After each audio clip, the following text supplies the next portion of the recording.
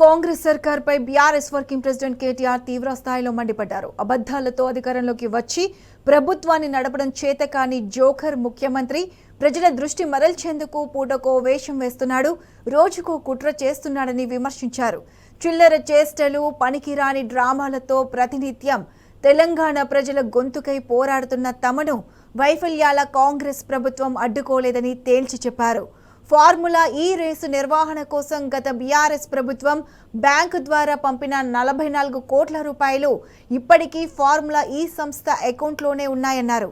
వాటిని వెనక్కి రప్పించడం చేతకాని ముఖ్యమంత్రి మరోసారి ఏసీబీ నోటీసులు పంపాడని ఫైర్ అయ్యారు. అయితే చట్టాలను గౌరవించే పౌరుడిగా తప్పకుండా సోమవారం ఉదయం 10 గంటలకు ఏసీబీ విచారణకు హాజరై అధికారులకు అన్ని విధాలుగా సహకరిస్తానని స్పష్టం చేశారు.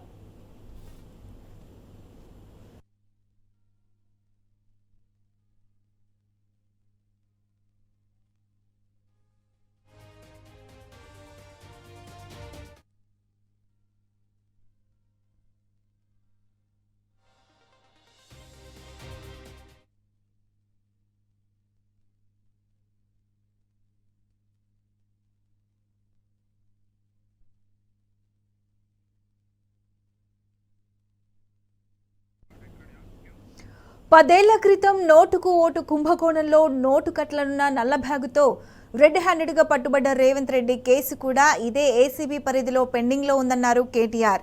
ఇద్దరిపై ఏసీబీ కేసులున్న నేపథ్యంలో ఇద్దరిలో దోషులెవరో నిర్దోషులెవరో తేల్చేందుకు జడ్జి సమక్షంలో లైవ్ టెలివిజన్ సాక్షిగా లై డిటెక్టర్ టెస్టును ఎదుర్కొనే దమ్ము, ధైర్యం ఈ పిరికి ముఖ్యమంత్రికి ఉందా అని సవాల్ విసిరారు. లై డిటెక్టర్ టెస్టుకు తాను సిద్ధం, నువ్వు సిద్ధమా రేవంత్ రెడ్డి అని ఎక్స్ వేదికగా ఛాలెంజ్ చేశారు. విచారణల కోసం ప్రజాధనాన్ని వృధా చేయడం మానుకొని వెంటనే లై డిటెక్టర్ టెస్టుకు సీఎం రేవంత్ సిద్ధం కావాలన్నారు.